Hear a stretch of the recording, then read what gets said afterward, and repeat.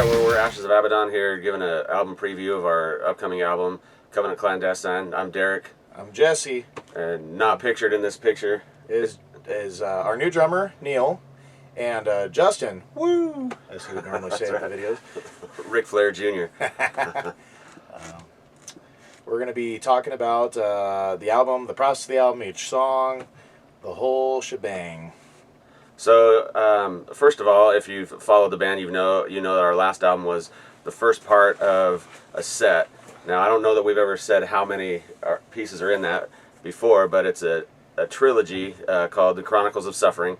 The first album was Vengeful Divinations. This album is called Covenant Clandestine, and it follows the same, loose format as far as album structure goes, where we'll get into some of that later, where there's like an intro and an outro piece, and then a big slab of metal in the middle. That's correct. That's correct. So, Derek, how was the studio experience this go around? I hate recording guitars. I hate recording guitars until it's done, and then it's like the best thing ever when it's done and it sounds good. That's true. That's true. So we've actually re-recorded the guitars, I think a total of 3 times. Yeah. New strings every time, tuning, fine-tuning, you name it. Just trying to get the perfect sound, I guess.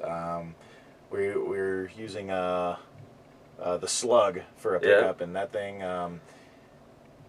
you have to be careful because it's sensitive. Yeah, the mosquito outside the door that was scratching his balls one day, we got that on our recording. I don't know how, but it just happened. Yeah. The rest of the recording process went well.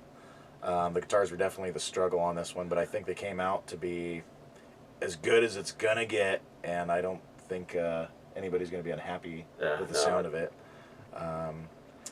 So I guess that, hey, let's talk about this art, shall we?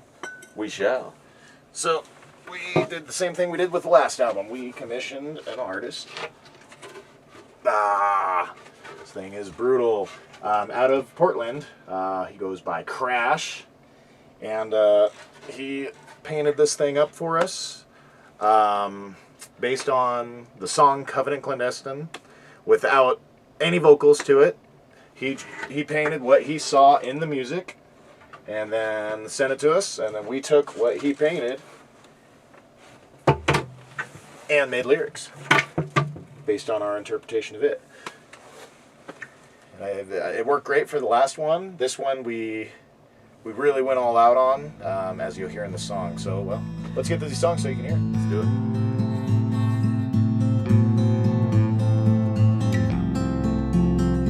So the first is called Hope, which is an acoustic intro piece, and it's followed, like we talked about before, it follows a similar format as of the previous album, where there was an acoustic intro, that initially Justin writes on an acoustic guitar and then brings to the table. He'll usually bring an intro and an outro as one song with like a natural place in the middle that we can break it apart as an intro and outro. And then from that point, Jesse and I, each on guitar and bass, get to do a little bit of lead work and things like that to further enhance that. Yeah, it definitely came out different from the first one. Same kind of format, but a very, very different feel. Man, I don't know. It didn't need much to be a beautiful thing. Yeah. So we kept it simple. Yep.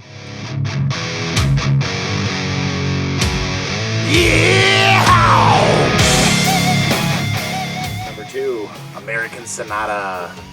This one is just how do you even describe this one? Like, it's a in-your-face tribute to the excess of American culture. Yeah. Everything from the way the music's written to the lyrics and everything else, it's American. Yeah. There's once you hear it, you'll understand, and it was intentionally that way. Yep. You know, it may seem over the top, but it is what it is. And I think there's things that we do in this song intentionally that we haven't done in other songs too. And if you're a fan of just metal in general, pay close attention to the lyrics, because there's all kinds of nods to some of our influences. Yeah, you'll definitely hear it in there. Yeah.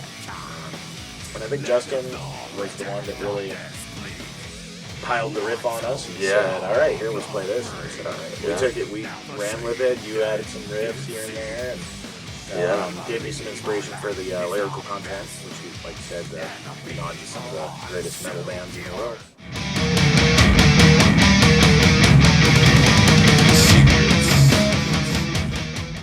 And then following American Sonata is Covenant Clandestine, which is the title track, which if you happen to listen to the radio show You Know What's Metal, you probably already heard that.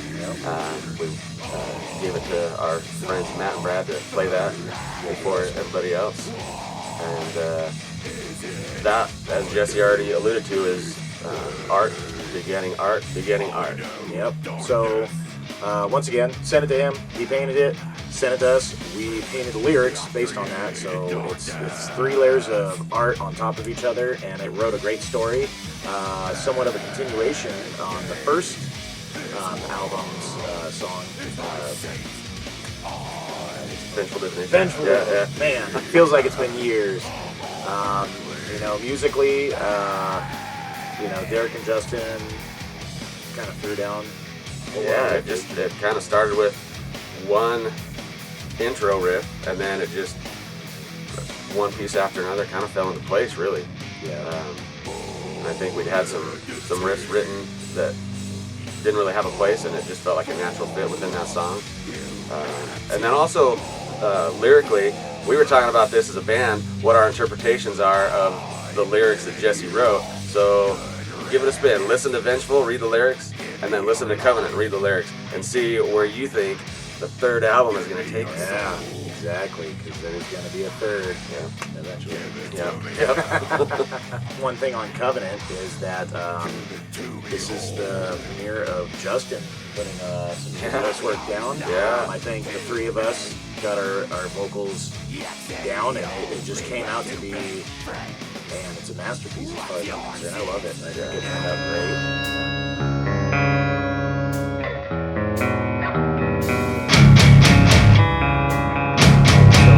Is Project of Death, which is kind of a collaboration of Derek and I for writing. Because I gave you whatever I had, and then I'd say you bring the majority of the song riffs and structure and lyrics. So the lyrics is about a mass shooting, just all the emotion that goes into such a tragedy. And that's what the lyrical basis is. Musically, it's just my inspiration for that one, actually, the clean intro was kind of a Metallica-ish, and then after that, Sodom came along. I thought Sodom the band, not the act. Yeah. Wait, what? Yeah. And then Derek came in and wrote some just killer riffs to just heavy that song up, man. It got so thrashy, and that song gets you pumped. Yeah, for sure. You'll hear it and you'll love it.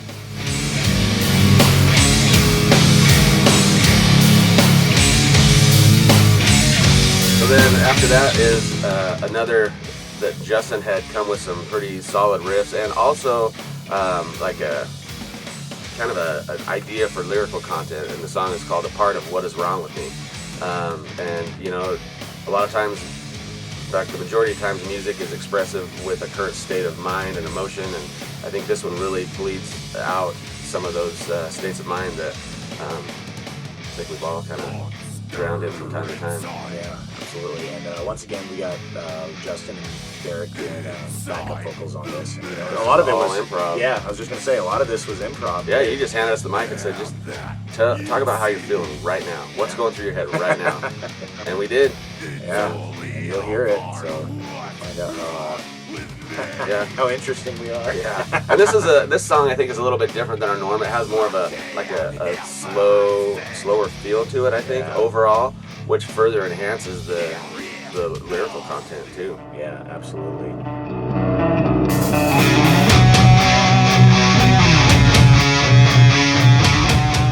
So number 6 is Failed Trepanation, and this is one we had quite a bit of fun with. Hey Derek, are you gonna trepan me? So if you know what a trepanation is, it's where you drill a hole in your skull to relieve the pressure or the demons that are haunting your mind, if you will, and the state of mind that one would have to be in to do something that drastic to oneself. I don't know if it was you or Justin came up with the idea, but I wrote lyrics off of the idea of it, and just some of those heavy grooves. In fact, the end of this song is just one of my favorite things to hear. It's just so heavy. It makes me headbang. It makes me want to break something or put a drill in somebody's head. Yep. Oh, and if you put a hole in your head and then listen to it, oh, it's a whole different experience. We do not condone such activities, but if you do, we would love the footage.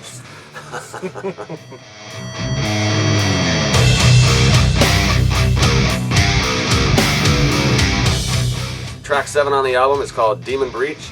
That one, I would say, as far as the guitars go, Justin came with the structure and the riffs of the first half, and then I ended up with the riffs of the second half, and then Jesse works his bass magic. And it sounds wonderful. We definitely borrowed some audio from a certain TV show in which we will not name. But let's see if you can figure it out. Yeah. If you can figure it out, that would be good. Post it up and let's see if you're right. I gotta do a lot of fun fretless activities on this one, and the whole song is just good and heavy and just builds up and builds up again. It just, man, it drives it home. It's a good feeling to have that one completed, because when we talked about some of the frustrations of recording, that song bore a lot of that frustration. But I think what you've got now is something we're all happy with. It sounds just dynamite. Yeah, excellent song.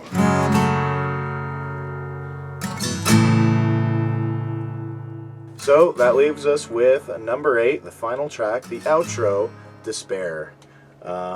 There was actually a lot of debate on how to name the intro and outro, because the first one somehow got named Rise and Fall.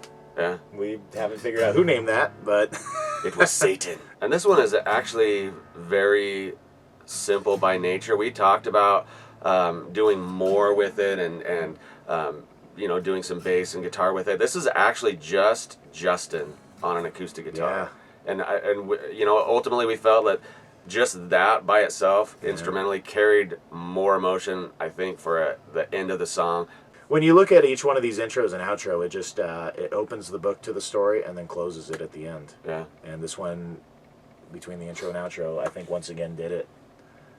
And I think this also leaves you feeling like there's more too, which is coming on the third part of that trilogy. It's not over. The book is closed, but it'll be opened again soon. Yeah.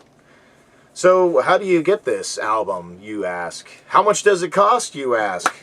Derek? It costs you this much money. Yeah.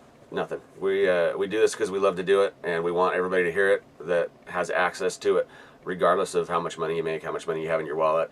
If you want to buy the hard copies when they're available, awesome. We appreciate that for sure, but by no means do we expect it. We do it because we want people to hear what we're feeling, what we've got. If it helps somebody out to get through a rough patch, awesome. Absolutely. And even if you just want to bang your head, hey, it's a free download. You just go to ashesofabaddon.com or Ashabraka. And you download. There is an option to donate if you wish. We always take donations. The CDs will be coming. We'll announce when they're ready. It'll be a little while. But we do plan to make a hard-copied CD just like we did on the last 2 albums. Because you got to see the artwork in person. It's just awesome. Yeah, it's wonderful. Crash, thank you again. Your artwork is amazing. Yeah. We love what you do, and we plan to continue to work with you on future material, for sure. Yeah. So, to wrap up, we appreciate you guys taking the time to watch this video and to listen to our music and watch us ramble on and turn off your reality TV shows, because this is the reality. Yeah. Honest people making honest music. Yeah, exactly. None of this I don't even know what you call some of the music out there these days, It's like corporate generated. Geez. It's like, certain corporate brand beers versus the small guys. The reason why the small guys kick so much ass is because they're good. They make good stuff. That's right. And I feel that most of these small local bands make great stuff and never get the attention. So once again, we appreciate you, the fan. So Well, this is Jesse. This is Derek. This is Justin and Neil.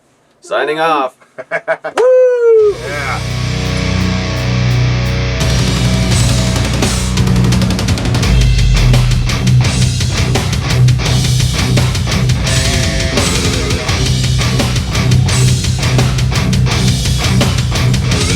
Based on a video game that you had played once or something.